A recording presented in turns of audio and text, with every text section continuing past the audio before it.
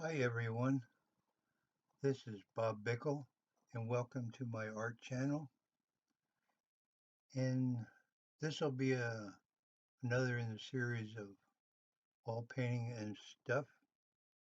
And I'll be attempting to oil paint a blue iris. And the paints I'll be using are Winsor Newton Griffin oil paint.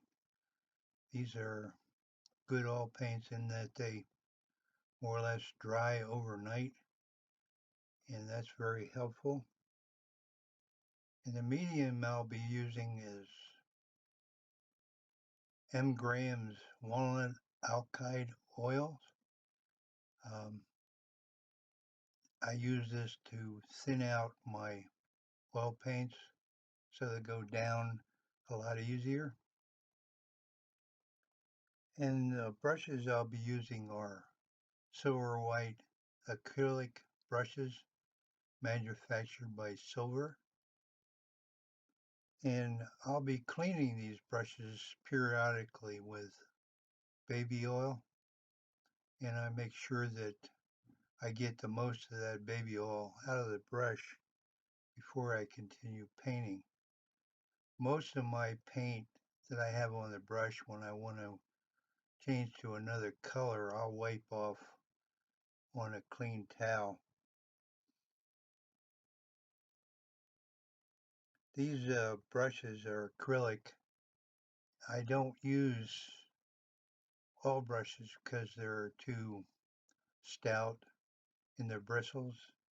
I like acrylics because they're somewhat softer and they lay down paint a lot better when you're doing realistic oil painting. The canvas I'll be using are from Hobby Lobby. This one happens to be 18 by 24. First, I will be doing the drawing with pencil using the grid method, and after that I'll spray it with a pencil fixative, which is a clear acrylic spray. Then when that's dry, I'll paint over that with a gray acrylic primer. And once that's dry, I will paint the border of the iris with black acrylic paint. Now, oil paints can paint over top of acrylics, but you cannot paint acrylics over oils. The problem is drying times. So if you lay down acrylics, you can paint oil paints over top of it. You want to make sure the acrylic paint is dry because the two don't mix.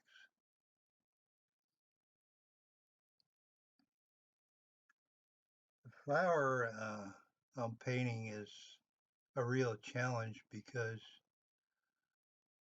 all art is about values, which is the lightness and darkness of the value. Uh,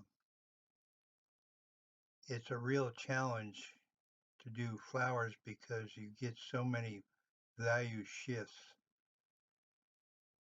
So wet on wet helps with your blending of the values because you don't want any sharp transitions. You want mild transitions from value to value. And wet on wet gives you that capability. Now, once this drawing becomes tacky to the touch, then I'll lay down my details. I don't do details until the final stretch when the painting is somewhat dry. I hope you enjoy this video. It was a real challenge to paint this iris. I hope you enjoy it.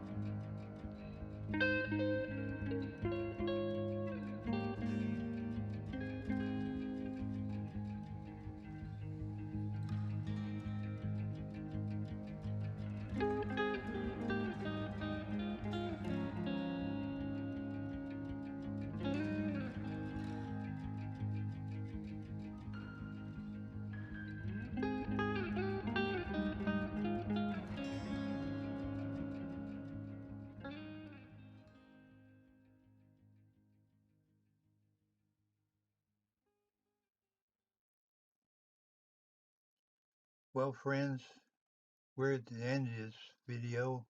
I hope you enjoyed it. And until I see you again, I hope you do well. Stay safe.